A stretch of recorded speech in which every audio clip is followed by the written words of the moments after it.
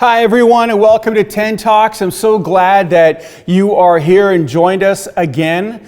And I just want to start things off right, because before each of my 10 Talks in our new series on Fresh or Foul, we're going to have something that I like to call Fun with Fruit. Check it out.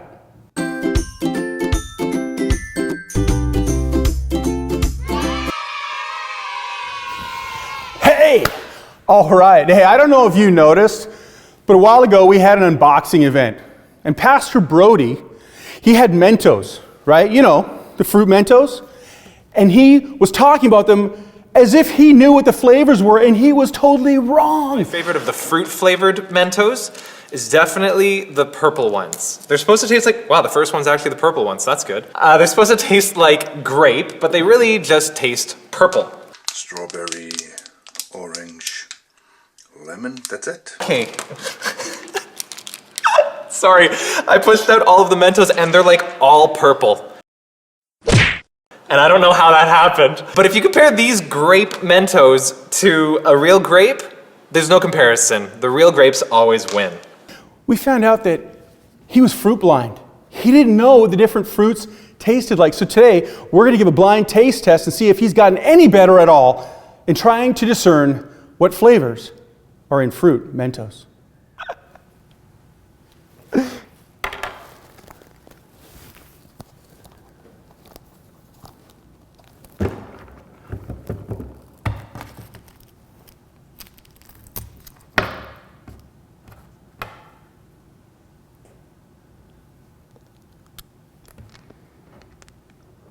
This is harder than I expected it to be. I think that was strawberry, which would be the purple one. How many am I doing? Oh no, now the flavor of the first one is going to ruin the flavor of the second. Wait, now I have to swallow. What did I sign up for? Now I'm confused because I think this is the strawberry. I'm more convinced that this is strawberry, which is the purple one, than I am of the first one that I had, but I have no idea. But this one's definitely strawberry.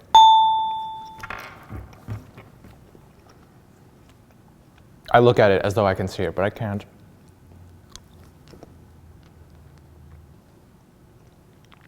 I want to guess that that's orange. I think that's orange. These are a lot stickier than I remember. Okay, last one.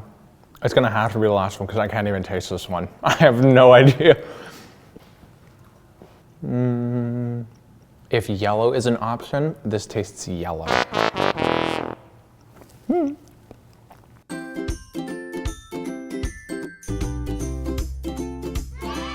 Last week, we introduced the idea that God had planted a seed in us when we accepted Jesus. And that seed is His Spirit that's planted in our soul within us and lives within us. And we also learned that every seed that's planted produces something. Remember, I told you that my apple tree didn't produce tacos, it produced apples because it had an apple seed inside of it. Well, today we're going to start looking at what type of fruit that God's Spirit, the seed planted in us, wants to produce in our life.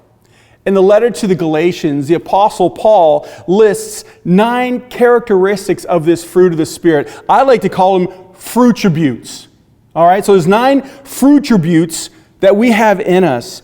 And the first thing we're going to look at this week is actually quite interesting because we just celebrated Valentine's Day, so it's kind of really applicable.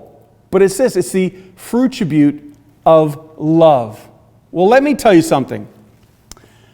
I've broken a few hearts over the years in my day. You know what I'm saying? Yeah. But the thing is, breakups, they're hard. They're never easy. And even a couple of them, I broke up with someone. Oh, this is terrible. I don't even want to admit it. But I broke up with them over the phone. Now, I'm just going to give you a bit of free dating advice for the future. Never break up with anyone over the phone. It is just bad form. And today, that would be like breaking up with somebody over texting or over social media or something like that. Well, not only did I break a few hearts over the years, I'll be honest with you, my heart's been broken a few times as well. And it hurts. That feeling of human love just doesn't last. You know, we use the word love in our culture so much. The same word we use for a father talking about how he loves his children, it's the same word we use for someone who says that they love donuts or they love guacamole or something like that. Well, in the New Testament, they actually had many words to describe love. And I like that because they could use it for different things. And there was one word at the top of the list that was the biggest love of all. And that was a God type of love. And that word was called this. It was called agape. Agape love. And agape, it's the highest form of love that can be expressed. It's a God type of love. And here's a bit of a definition for it. Agape is sacrificial. It says, I love you when you are not lovable. Agape is the cross. It's the gospel extending its arms to embrace all humanity. Agape loves when it's not always convenient and when it's not reciprocated. It extends to both the deserving and the undeserving. Agape love is the love of God, sacrificial, unending, uncontainable, and perfect. That's why it says in Psalm 136:26, it says, give thanks to the God of heaven, his love endures forever. And this love, this fruit tribute of agape love, it's not stagnant. It's not just stationary. It's not standing still. It's active and it's moving. See, love is an action. It's an action word and it's a verb. Check out these verses. This one, you might even know them. John 3:16. Well, it says this, for God so loved the world that he gave his one and only Son, that whoever believes in him shall not perish, but have eternal life. You see the action there? God so loved, so he gave. Unbelievable. And then we move on to Romans 5:8, and it says this. I just have to find it. There we go. But God demonstrates his own love for us in this. While we were still sinners, Christ died for us. And then again later on in Ephesians 2:4 and 5. But because of his great love for us, God, who is rich in mercy, made us alive with Christ even when we were dead in transgressions. It is by grace you have been saved. And last but not least, and by the way, these aren't all the verses that talk about God's love in the Bible. There are so many. This is just a select few. But 1 John 4:10, it says this. Let me just find it again. I always have a hard time finding it in the light, but here we go. Ready? 1 John 4:10.